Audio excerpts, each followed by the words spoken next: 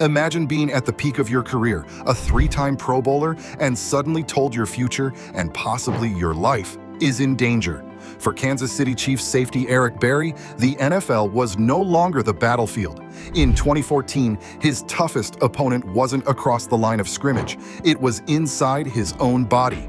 This is the story of how Berry turned a devastating cancer diagnosis into one of the most inspiring comebacks in football history. But before the triumph, there was fear, pain, and a decision that would define his legacy, not just as a football player, but as a warrior. On November 24, 2014, Berry walked off the field clutching his chest after a game against the Raiders. At first, it seemed routine, but tests revealed a mass near his heart. Days later, Hodgkin's lymphoma. He was 25 years old in his prime. Now his focus shifted from game plans to chemotherapy. There's no playbook for this. He began 6 rounds of treatment, grueling and relentless. His weight dropped, muscles faded, and fatigue became constant. Yet he faced it all with remarkable calm and courage. Across the NFL, shock turned into support. Messages poured in from teammates, opponents, and fans. Hearing the words cancer, you have cancer, like, it's tough. But I had a great support system, man. My family, my parents, my friends, my coaches and teammates, and I think you guys saw around the league. But no amount of encouragement could ease the personal toll. Berry didn't let the fear consume him. He stayed focused on the next step, the next treatment, the next victory. From December 2014 to May 2015, Berry fought cancer the same way he played football, head-on. Every chemo session was a battle, yet even as his body weakened, his spirit only grew stronger.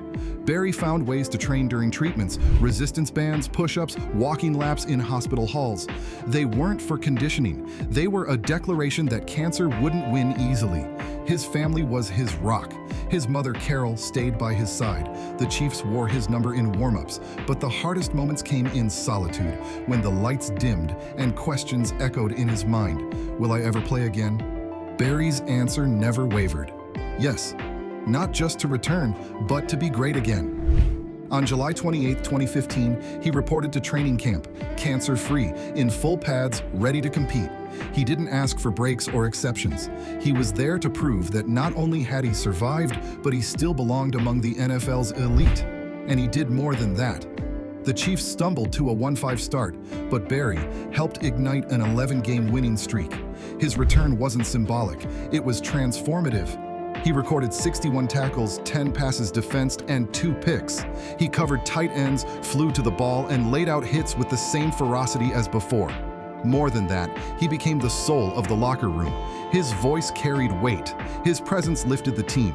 Younger players watched how he worked, how he carried himself, how he led.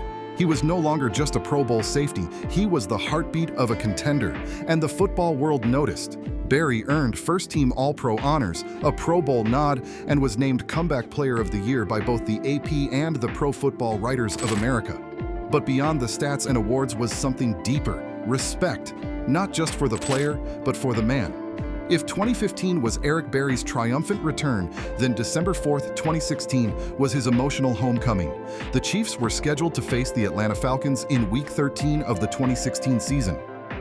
For most players, it was just another road game, but for Berry, this meant everything.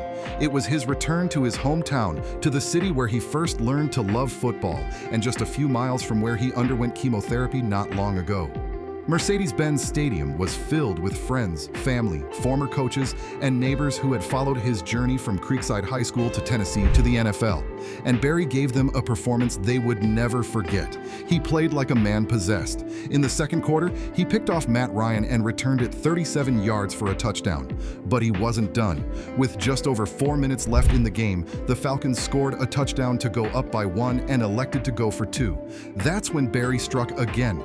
He jumped Ryan's pass and took it 99 yards the other way for a rare defensive 2-point conversion. It was the first time in NFL history a player had both a pick-six and a 2-point conversion return in the same game. After the game, Berry called it one of the most emotional games I've ever played in. As he handed the football from his pick-six to his mother in the stands, it was clear this wasn't just about football. It was about faith, family, and coming full circle. That performance earned him AFC Defensive Player of the Week and etched another chapter in one of the greatest comeback stories the league has ever seen.